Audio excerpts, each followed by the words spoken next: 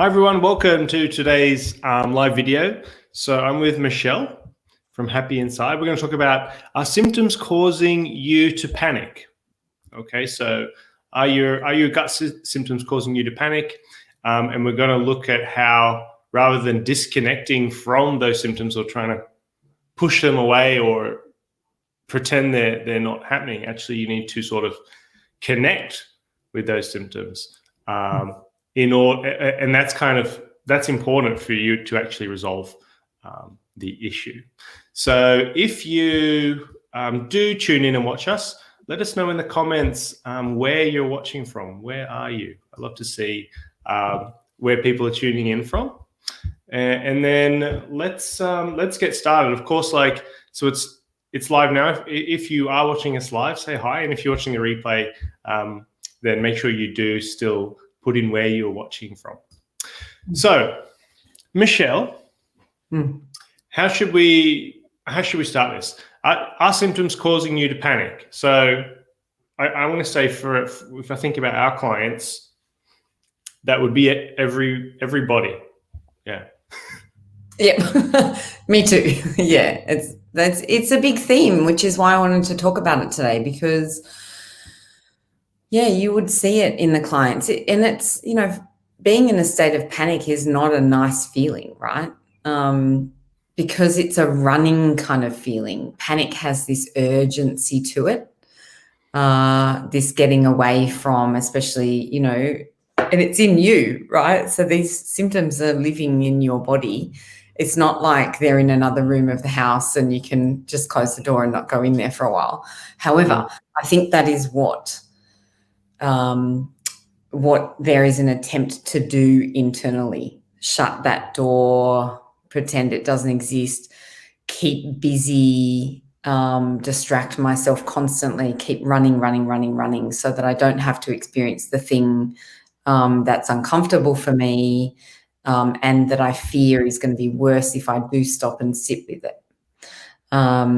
So actually, the stopping and sitting with it is the critical component, and it probably sounds really far out. Yeah. Yes, like, oh my gosh, you don't want me to panic, but you've made me panic even more because now you want me to sit with the very thing that's making me panic. This doesn't make sense to me, but we're going to make sense of it today, which is why I'm here. So it's actually a really, really important piece to understand and to start developing, in yourself. And it's a huge piece of the work that we do, with clients and I together. Often it's woven in every single session, and it makes a big, big, big difference, because if we can reduce fear and panic, then we know there's more relaxation that can happen in the body. And we also know that then that reduces gut symptoms whenever there's relaxation. So there's definitely a benefit here to be had immediately.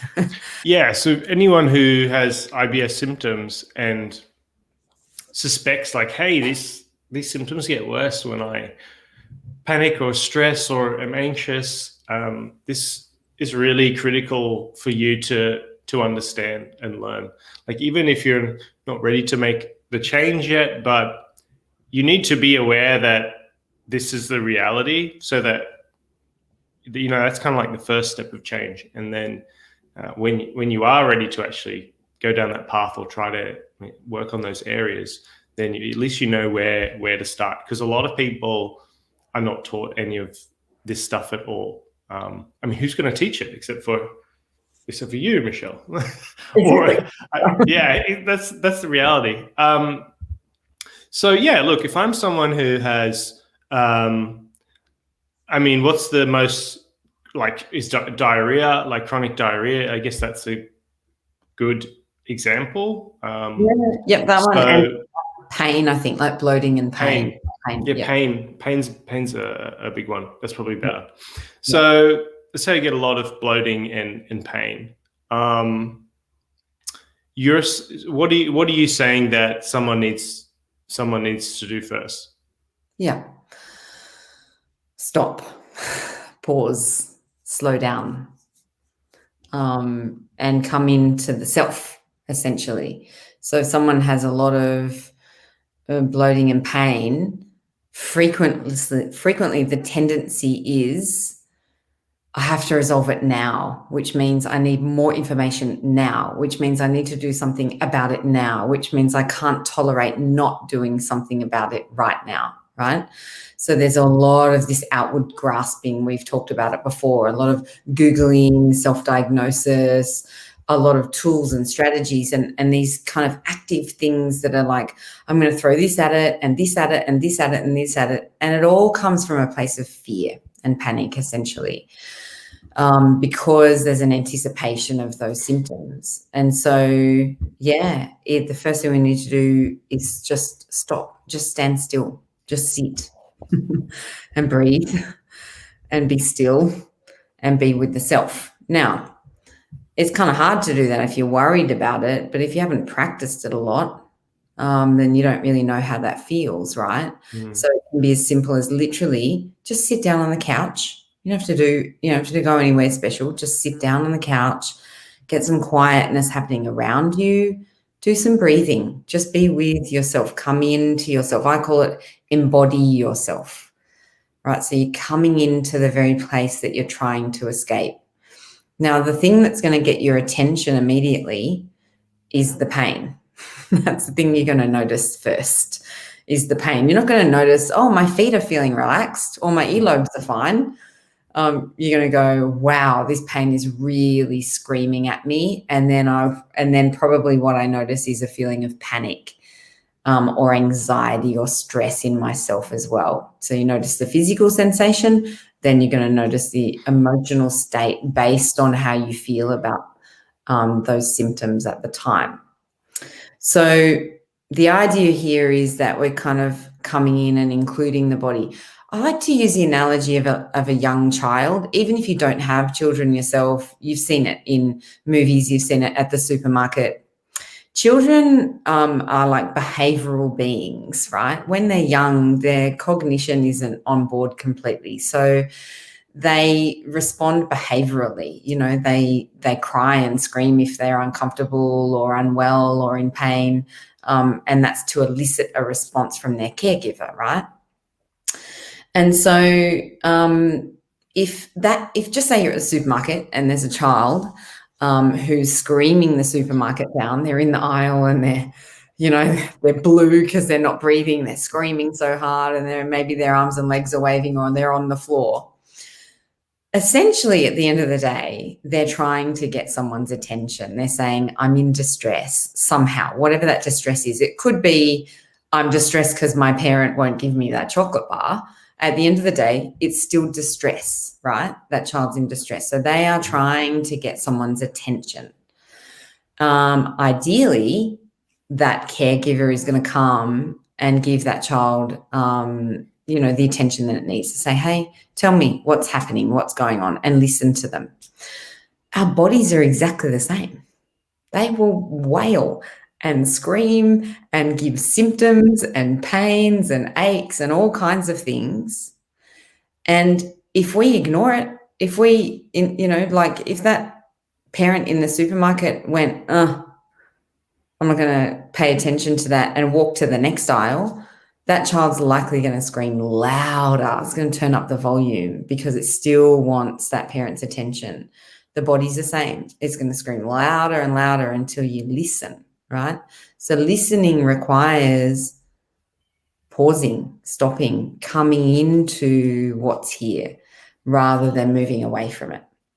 So when we move away, we kind of ignore it, we dismiss it, we try and resist it. There's a lot of stress and running in those actions. But this is about stopping that altogether, because when we just sit in stillness. And then we can come into, what is this sensation in my body? And just knowing what the sensation is in my body, right? Oh, what is it? Let's explore it a little bit.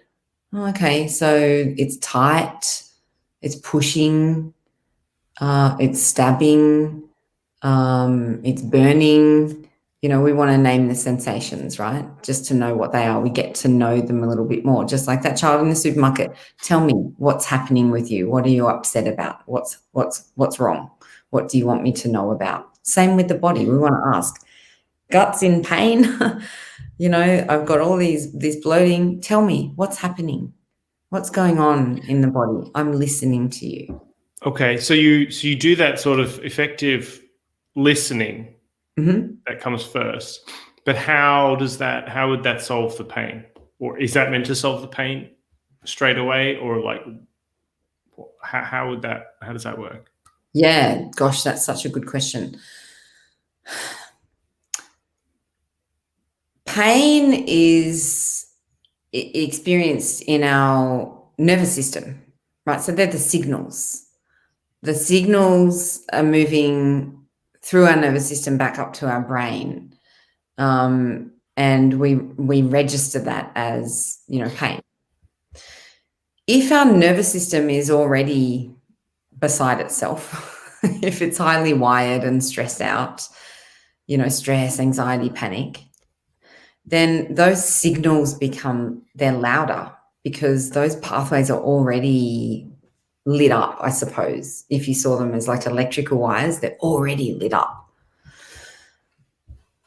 So when we think about like gut symptoms that are prolonged, that are chronic, that aren't going away, what we tend to do is think about them in a fear state. So we've got stress moving through our body, through our nervous system. But it's what we think about them that actually kind of determines how we perceive it and therefore how much pain we experience. So, example, if I have my gut's bloated and I'm in an incredible amount of pain, it's been going on, and I'm so stressed out because I can't seem to resolve these symptoms. I can't get any relief from them, and I don't know what to eat anymore, and I'm so confused, and I've only, you know, maybe haven't had any direction yet. I'm scared. I'm thinking about how it's affecting my whole life, my capacity to, you know, get to work or, you know, to go out socially and eat meals with other people or go to, you know, be invited to friends' houses, etc. Suddenly we have stacked so much onto that pain that we've actually just, you know, we've kind of moved away from just the core that is the sensation itself. So the sensation, if it was just this much on its own, if it was just, there's a pushing sensation, there's a strained sensation, there's a full sensation, you know, whatever the sensation is. Now we think about our life and how it's affecting our life and how long it's affected our life for, and what if this continues, and what if I never get better, and what would this mean for my future? It just got this big, right? So all of those thoughts that we've been thinking up here are traveling down those same neurological pathways and into our nervous system. And then kind of, you know, and so it's lighting everything up even more. And so it's sending those messages back to our brain as even stronger signals of pain. Mm-hmm. Yeah, it's because pain is like what one person experiences, someone will experience differently, and we know we can actually influence it a lot by several things, but like breathing is a big one as well. If I think about like Wim Hof, is a guy who like can sit in the ice, or like they pretty much froze him for many hours, and he didn't go hypothermic. He can maintain his body heat and his pain signals. He can like nullify them basically. Which is really interesting because he's the exception to the rule. He's a bit odd like that, but the reality is that the way you are perceiving the pain and how you're addressing it and what you're talking about actually is a direct influence. But it sounds like we don't like to have to do stuff. Do you know what I mean? Like, if I have pain, well, the doctor gives me, paracetamol or something. Then I didn't actually have to make any effort. I just had to have some pills and get on with my life. Now, this sounds like it takes effort. So does it take effort, and why should I do that versus some sort of medicine or something? Yeah, it does take effort. When we have like a pain or an ailment, our human body's really clever. It's very smart, and we don't even understand it completely because it's so smart. But essentially, it's kind of giving us a signal, requesting our attention to say, hey, something's not functioning well here. Something doesn't feel right. I need you to take a look at it. I need you to see what's happening here. It's like when we sprain our ankle or our knee or something, or even our finger, the joint ends up with swelling around it. The body's quite clever. It purposefully sends fluid there quite immediately to immobilize that joint. That's why it's there. You can't move that joint. It swells up. It's a protective mechanism, actually, the swelling. And so, you sprain your finger and it swells up, then the body, the body's doing that for you, but then it's kind of saying, I've immobilized it for you. Now I need you to keep doing, I need you to kind of keep doing this. And then I need you to go and see somebody about that and find out kind of what's going on. So they're cues and signals that we get.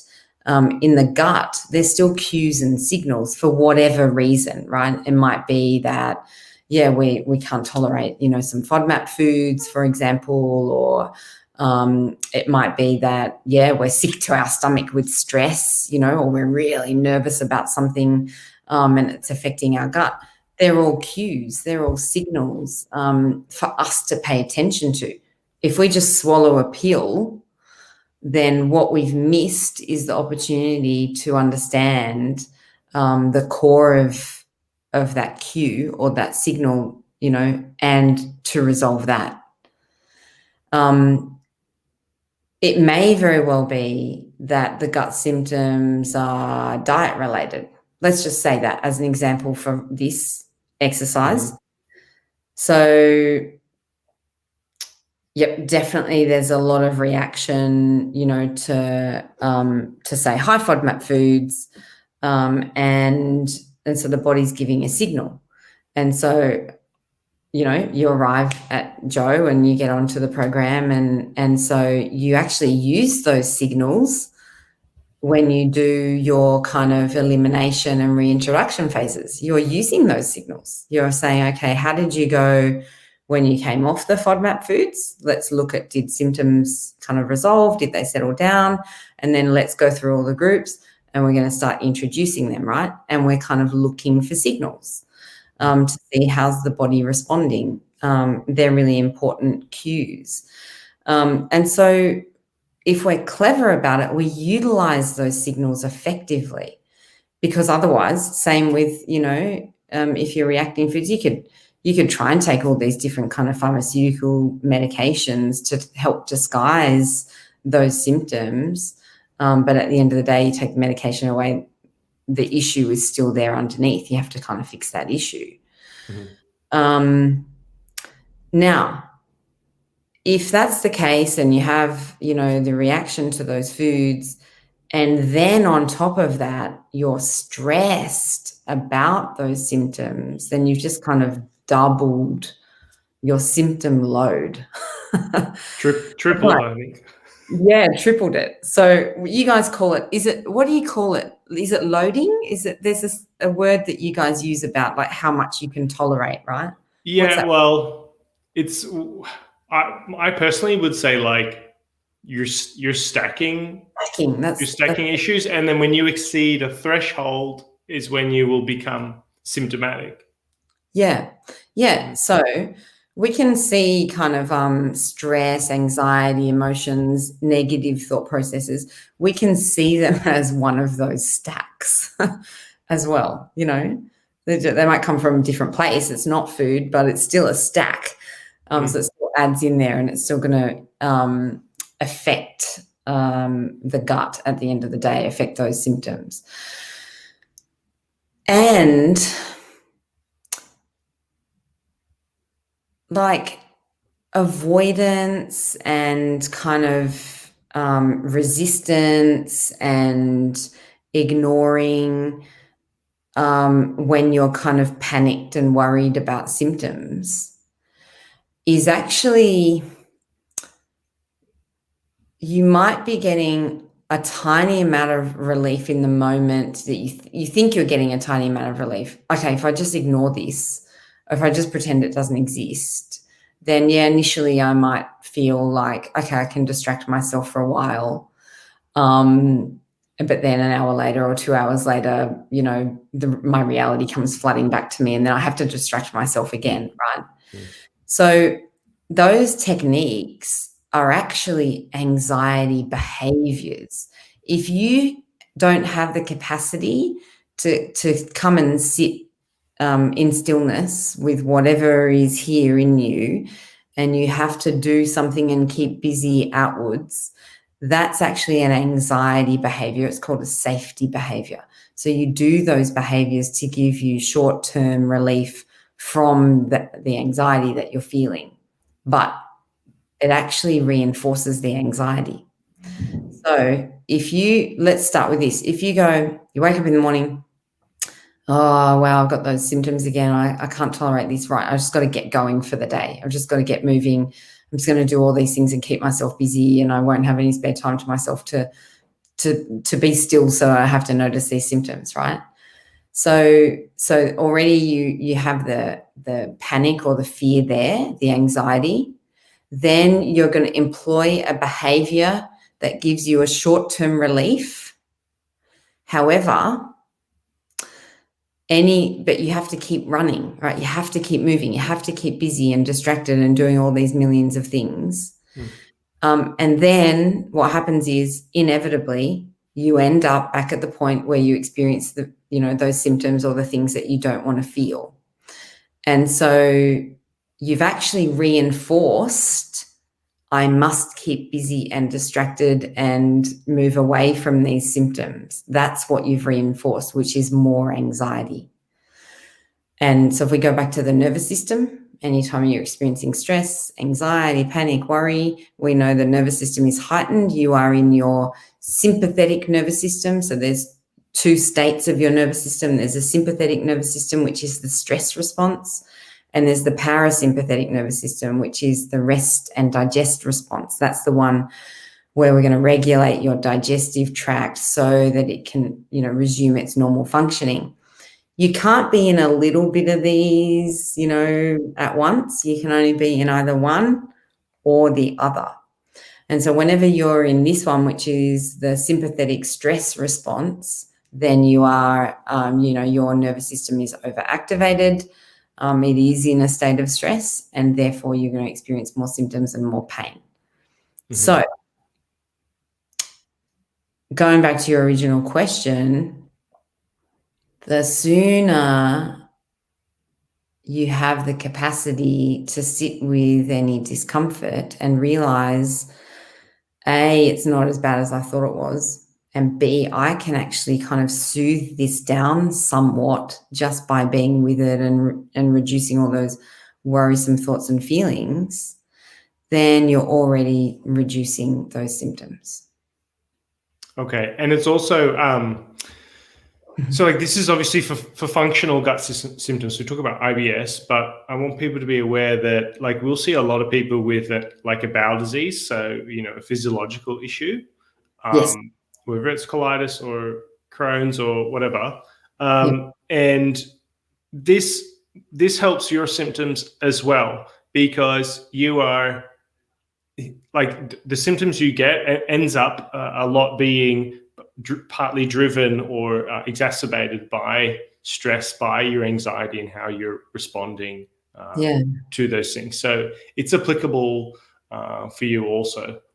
And diverticular disease as well. That was the other one I wanted to say. So just so you guys know.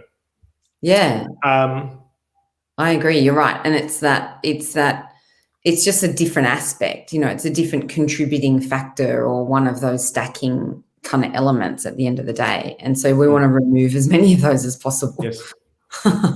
If you just deal with the organic disease, that bit's easier than all the other stuff on top. But the other stuff on top, it's like you kind of got to dig. You got to get past those first, or you can't ignore them.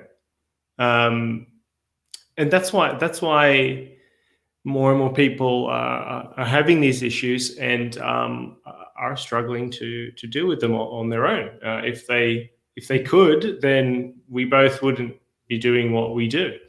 But that's the reality. So we have to.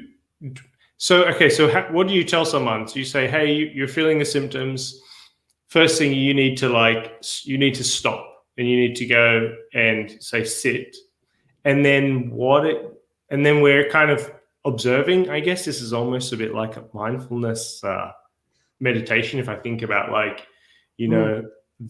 feel like you're trying to feel sensations that you wouldn't otherwise feel. Like right now, if I think about my feet touching the ground and that feeling, then I feel it. It's there. It's very strong. But I've been doing that the whole time, but I never felt that prior to thinking about it. So so I need to go towards the discomfort, and then I observe it, and it's like, okay, yeah, it hurts me. And then what do we do? Yeah, you're right, because it's kind of the attitude in which we are with ourselves, right? So it's really common, for people that have any form of chronic illness, actually, not just gut disorders or gut symptoms, that the kind of the attitude or the state in which they are with those symptoms is one of fear and anxiety and stress and panic. However, if we can come at it with some open curiosity, and be objective about it, factual in the present moment, it's a very different story. The dialogue's completely different too. So it is like what you were saying. It is kind of grounding yourself first. So pausing, coming into yourself, taking that seat on the couch or at the dining table or wherever it is. Giving yourself, a few breaths just to ground. You can use your senses. So we can only be in the present moment. Our senses allow us to be in the present moment. So whatever we can, hear, see, taste, smell, feel, everything else becomes a thought. Right. So right now here, I can see a computer screen. That's part of the present moment, the reality. I can see Joe. That's part of present moment reality. I have a dog. She's not in this room. She's somewhere out in the house, but that starts to go into me thinking about, right? So it's not my present moment reality. Present moment is only what I can see, hear, think, feel, smell. So that's a really good way to ground yourself, to be here. Okay, what can I see in the room? What are the sounds that I can hear right now? What can I feel in my body? Where do I touch the chair, the bed, the floor? What does my breath feel like as I breathe? What are those symptoms that are there? What are those sensations in my body that are around? What's the taste in my mouth? Can I still taste anything? Did I eat just recently? Did I just have a drink of something? What's going on within me? And so you're using all of those senses, those elements to really embody yourself, to come into yourself, to come into this space that's right here. Because fear and panic is anticipation of a future event. It's actually not now. If we're really in the present moment, we don't experience fear and panic. It doesn't exist in the present moment. It's actually a future anticipation and a past worry. So the idea is to come into now, So in relation to gut symptoms, if you come into now, if you get nice and quiet, if you ground yourself in this space, you come into your body, let yourself have some breaths, really feel a sense of what's here, not just the symptoms that are kind of screaming at you, but the other parts of you as well that are feeling fine, that probably get overlooked. Important to expand your awareness out to those as well. And then it's really kind of, just recognizing, what do I feel? What is here? So naming it, you can name it out loud. And remember, you want to be factual. So it's only what you can feel. What I can feel is tightness. What I can feel is pushing. What I can feel is maybe a pulling feeling. What I can feel is gurgling, right? Very different. These are factual words. You're describing what it is that you're feeling, which is very different to, oh my God, my gut feels so unwell and I feel really sick and I'm never going to get over this. It's a different attitude to have. So you're kind of opening up your senses to get curious about what's going on within me. What do I really feel here right now in this moment? Because what's here is manageable, right? If I sit with myself and I go, okay, I've got some tightness and some pushing, maybe a little bit of gurgling, maybe I can feel some popping wind, right? If I describe that and I keep it here, I keep it just to this moment, not this has been going on all day, not this has been going on for weeks, months, years, that brings in the stress, right? Or not, oh my God, I've got this thing coming up this weekend, and what if my symptoms are still the same then? And how embarrassing would that be if, I've got all these noises coming from my gut when I'm at this dinner and, and oh God, I've been at this for years and, I feel like I'm never going to get over it and it's overwhelming me, right? All of that, that's the stress. This right here, all we have is some popping, some gurgling, some tightness. That's it. We can manage that bit. We can be with that bit. This is like everything you just described, that was like that's when it's out of control. And then if something's out of control, you are then the victim almost. Yeah. And now you're talking about like, this is you actually taking some control and making things more manageable. And then when you have control, you're no longer in that victim mentality. So this is almost an exercise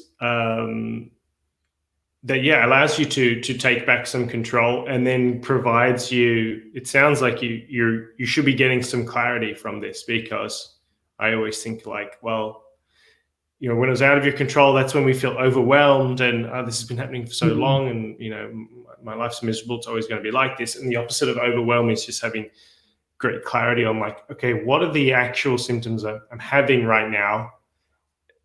Then I label them and identify them, and that's like writing a list, right? Only then, like a to-do list, can I actively say, okay, these are the things I'm going to go and address these, versus just this garbled, out of control, overwhelming mess that we're not very, very clear on. So is that right? Am I on the right path? So I'm thinking that this is really a way to take back some control, even if for a brief moment. Yep, even if for a brief moment, right? And then you do it in another brief moment, and another brief moment, and another brief moment. And every brief moment you do it, that fear and the anxiety and the panic starts to subside, right? You bring some kind of comfort and groundedness in yourself, some more kind of, over time, it increases your self-confidence in the sense that, and trust, I can be with myself. I can be with myself. I don't have to run from myself all the time, because that's actually a horrible feeling. You know, like if I have to run from myself all the time because I can't tolerate emotions, symptoms, sickness, thoughts, whatever they are, that's a very precarious place to live. You're going to be in top gear all the time trying to get away from yourself, and that's a hard way to live. Yeah. So we want to come back and go, I actually can be here. I can be right here. And you know what? Here ends up, this is why meditation is so good. Here, this slither of here, like this moment is bliss. Because guess what? This moment, it doesn't have fears and worries. They don't exist. The dinner that I'm worrying about going to doesn't exist, because actually I'm just right here. That's the only place I need to be, is just here. It's like a mini holiday, you know, right? When you get good at it. Yeah, when you get good at it. It takes time, guys. It does take time. It takes consistency and practice. But the benefits are just huge. They are so huge. You can't get it from anything else. There's no cheap wins on this. It doesn't exist. The cheap wins are going to be like Xanax and, you know, Valium and stuff like that, when people are dulling their senses down, alcohol, you know, trying to avoid. Do you think, like, do humans do this innately? If I think like pre-agriculture and things, like, why do we need to do this now? Or did we do this, you know, when we lived in the forest or whatever? Or like because there was nothing else to do? Like, have you thought about that or read anything about that? Like, or did humans actively have to do mindfulness things then, or were they just mindful? Yeah. Or is this like a brand new thing that we all need to be doing? Yeah, I have thought about this before, and I'm glad that you've asked the question. I reckon it'd be worth everyone thinking about it. My understanding is that we were mindful before. It was our natural state. If you think about like when we lived in tribes, you know, we weren't juggling 16 tasks a day and had a checklist of, I must do this by the end of the day, and oh God, I've got to stay back and work till 8 p.m. tonight. And you know, this didn't happen, right? You had a slower pace of life, and you were very intentional about each action that you were taking, because it was all based on survival. So you're always present, probably. Always present, because you have to be. You can't afford to like, you know, if we don't have food at home and we go, oh, I was meant to go to the grocery store on the way home. Oh, it's all right, we'll just order takeaway.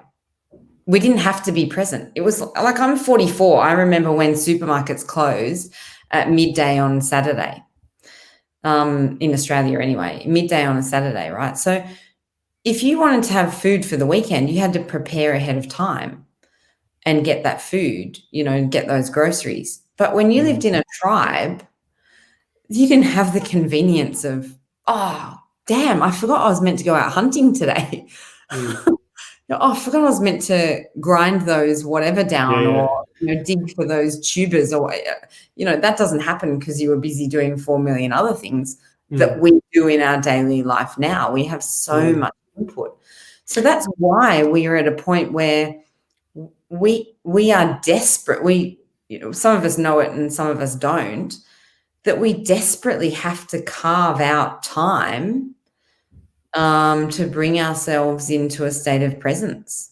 Yeah, it's a whole new aspect of health, and it falls under the category of health, but it's like exercise. Like, I'm gonna, you know, back then, obviously, exercising that doesn't exist because you're doing that anyway. So you're already doing that. Now in our lifestyles, we're observing, oh, hey, we need to label this as exercise because we're not doing what the body needs to do, and not doing it as having negative consequences and outcomes. So people exercise now. And so for me, this whole being present, mindfulness, shall we call it, is almost, it's like exercise. It's another aspect, like exercise in the mind, perhaps, where we need to start doing that, because we notice we're doing less of it compared to before.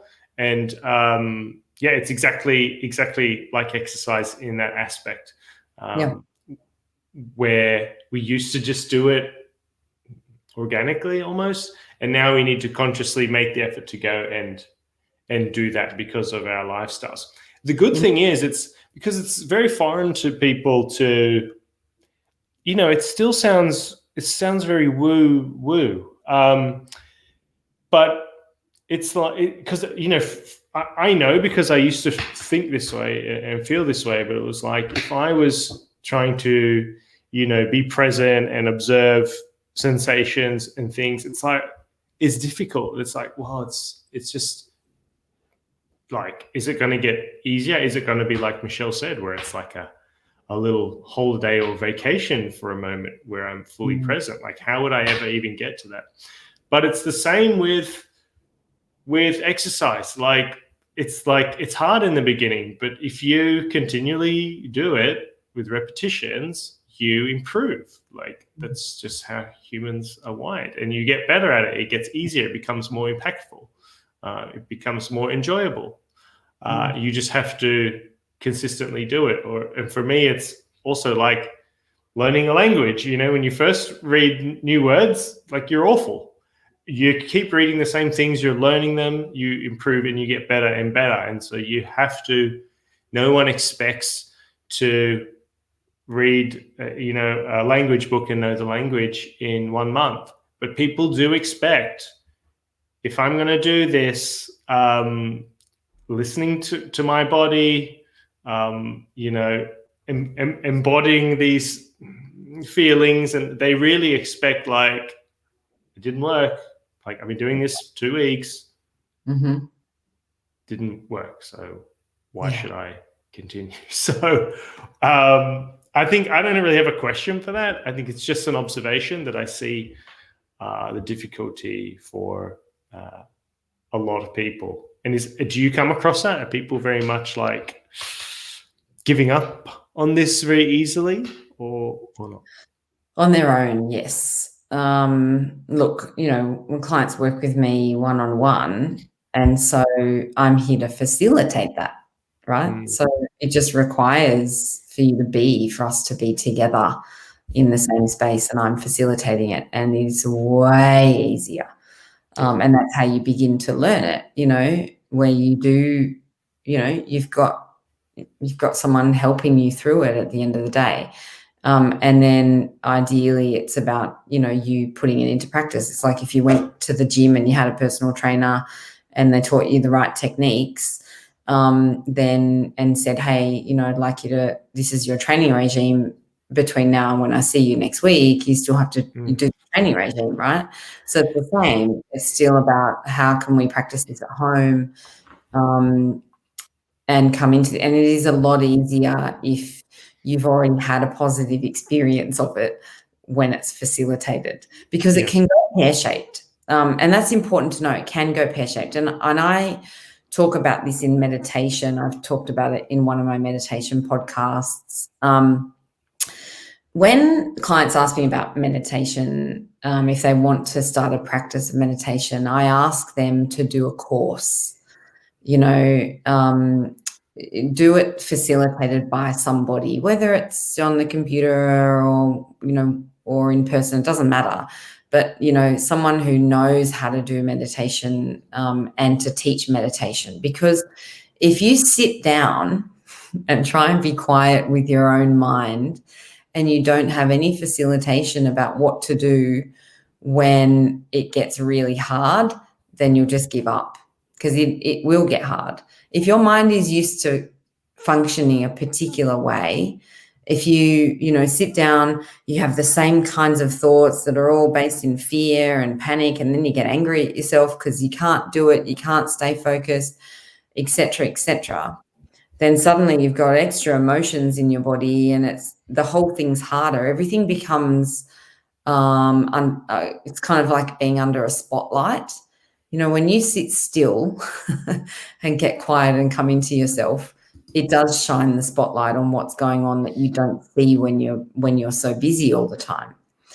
So yeah, having it facilitated is like, oh, okay, so now I know what to do when my mind does this, when my mind goes there. So when I do this with clients, and it's, you know, in the beginning stages when we're first practicing it together, I'm facilitating, but then I'm asking them regular questions along the way. Tell me what's happening now. How are you relating? What's going on in your mind right now? Oh, I'm still having so many thoughts. Okay.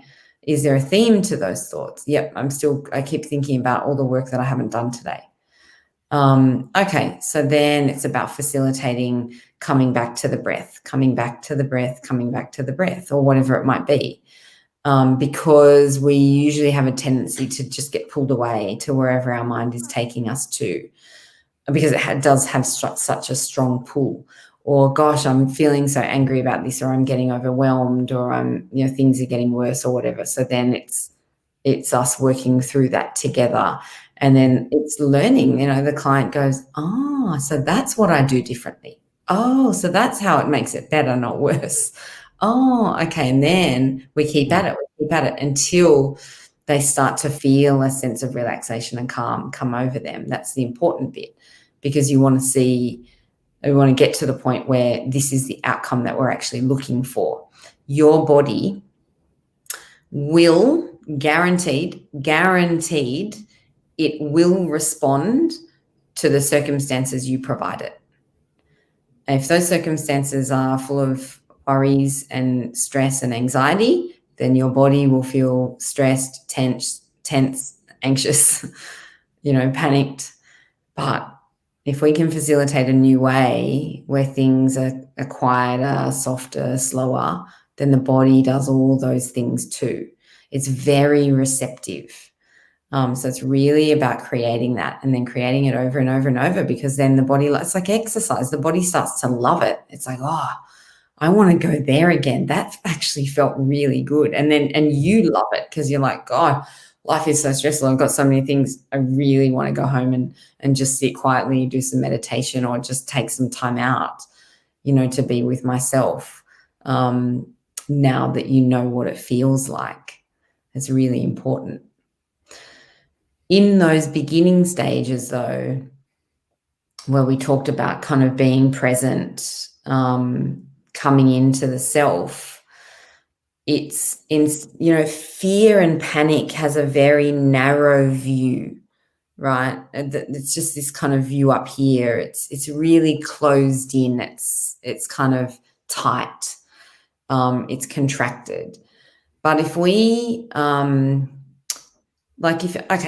for the people that are listening on here, part of Joe's group, when you start, with Joe or any of his team, then, they're kind of, part of their job is that intake, is doing that assessment, is looking at asking you all the right questions and gathering information about you, to understand what's happening here, so that, they know the right path to go down and give you the right direction. And so as a practitioner, we do that without fear, without anxiety, without panic. We do that in a really open, curious way, right? So it's like, oh, we're kind of excited, like, oh, here's a person presenting with this. I really want to get to the bottom of this. I really want to understand as much as I can so that I can, pinpoint what's happening here and what's contributing to these symptoms. So we want to ourselves be able to apply that same type of attitude. So when we have, something happening within us, to open that space, to be curious about what's happening, to really, not to have such a narrow view, but instead to be curious and to ask curious questions. Things like, okay, so what are these sensations that I'm experiencing? I've called them pain.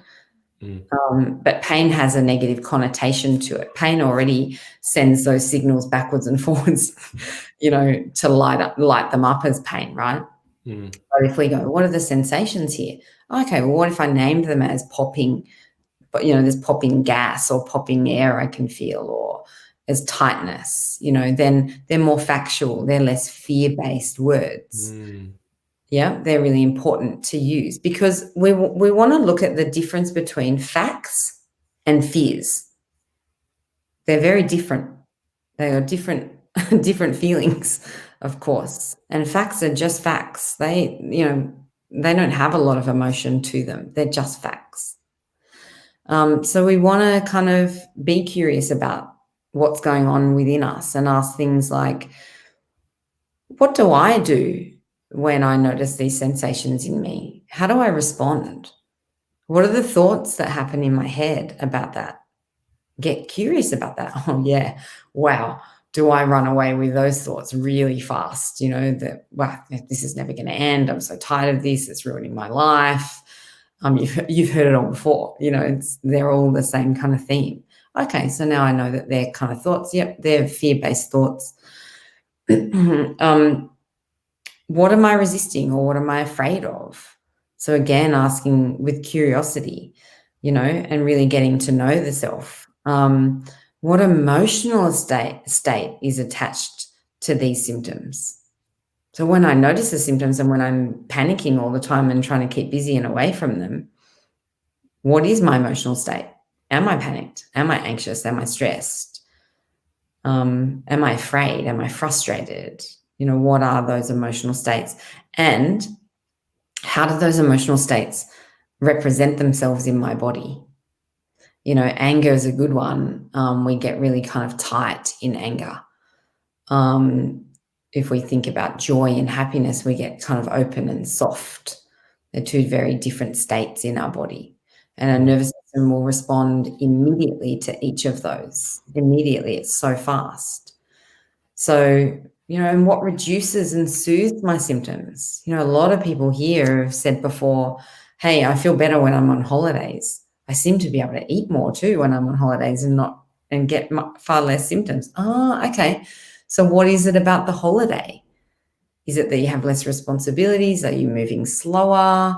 What's going on the holiday? And therefore, how can we replicate some of that in your daily life? It's very interesting though, because a lot of people will say like, it's something in the food there is different. It's more organic, or the water. It's something in the water. It's like, how about this? It's not some mystery compound in the water, but it's your mental state while you're on holiday. Yeah. Think about that, and then people are like, Yeah, wow. Yeah. And that's exciting to me, because if that happens when you're away on holidays, it's very promising. It's so promising. You've got an example right there that your body is highly responsive to the environment that you place it in. Yeah, that's proof right there. I really liked. Let's wrap it up here. Just this terminology you used as well. He said, "Have been struggling with IBS for 3 years. Have had the running from myself yesterday. Thank you for the reminder about being present." When you said running from myself, it really resonated with me as well. I think that needs to be part of your marketing. It's in some way, like right? stop running from yourself. I think Yeah, it's very powerful and very true, because the what we're talking about here is a lot of symptoms coming from fear and feeling afraid and running away.